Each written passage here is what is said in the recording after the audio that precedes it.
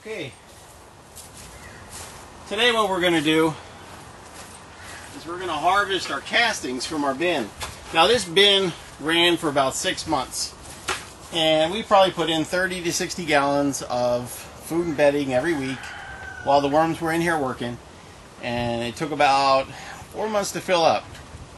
And then for the past 2 months, well then, you know, after that 4 months we harvested out 80 to 90% of the worms. And then we let the rest of the worms sit in here and finish. Also at the same time we let it dry out some. What we have on the top here, so we have some debris. Some of it's compost. So what we'll do is we'll just scrape off most of the debris, because it'll just go into back into the bin when we're done. Which, since we're remodeling this, we're actually going to move our bins against the wall here, and so while I'm emptying this, the debris can go right into another bin and help set up the next system.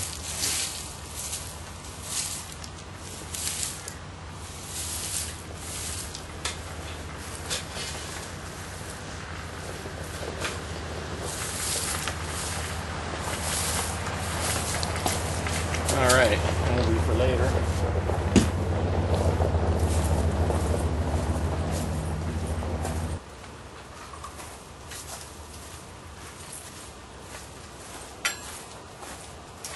All right, we're going to work it up a little bit, see what we got, see if it's how moist it is. And so far it looks pretty good. Even though it's pretty moist, it crumbles right apart. While I'm emptying this bin, I can tell you some of the advantages of the way we do our castings, or the way we do our compost, so our castings are more valuable. You know, in a regular compost, if it's just grass clippings or manure or something like that, you have a very specific food base that doesn't change. This compost here is leaf mulch and produce. As many different kinds of produce as you can think of. And the diversity in the produce adds to the diversity of your compost, or the microorganisms in your compost. And one thing that castings are famous for is not just the nutrient value of the compost, but the biodiversity of it. The amount of different fungi that are working, the amount of different bacteria that are included. And that's what makes casting so valuable. And this stuff's ready to go. Yeah, someone had asked me, well, how easy is it to harvest a commercial bin? Before we used to empty this into a wheelbarrow, wheel it over the harvester, and then this year we started using the tractor. And it's a whole lot easier to harvest this out using the tractor. So now we did our check, the castings are good. And we'll just bucket this over to the harvest area. Most of the worms are gone out of here, so we haven't fed this for a long time. We may still get some worms when we run it through the harvester, but probably not enough, it doesn't look like, to restart the new bin. So we'll probably have to get stock from another compost bin that's working to get this bin going again.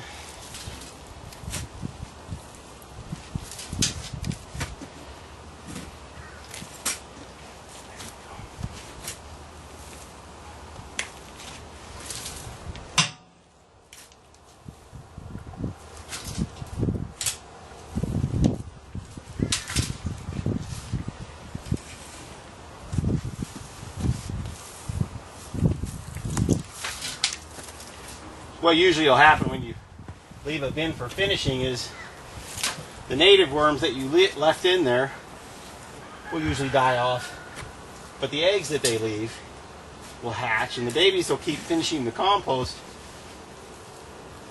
and then will grow to a real large size, so they can keep themselves alive in here with what nutrient value there is.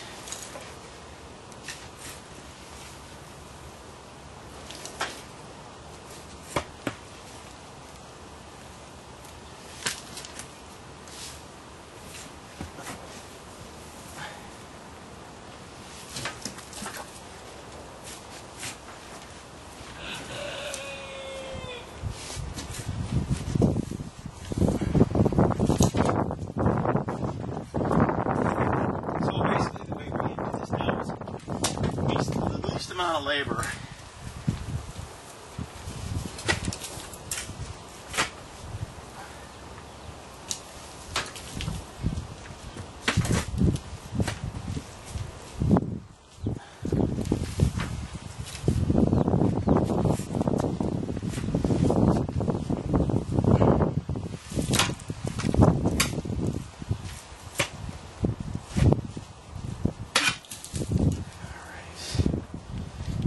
Okay, now we're going to head to the next station where we dump this and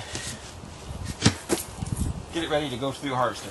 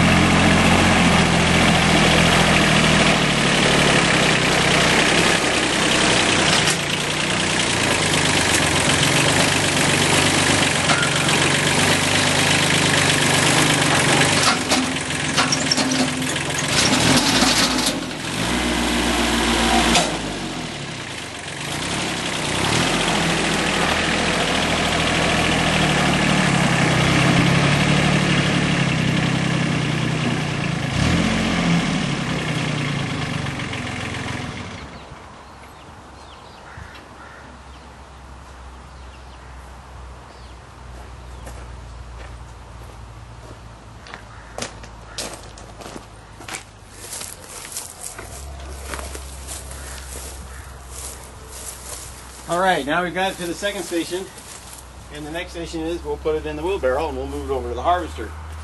When we got to the bottom of the bin, the castings were pretty wet, so what we're probably going to do is we're going to stop now, and since it's nice and broken up, we'll give it a couple days, and then we'll send it to the harvester, and we'll continue the video then.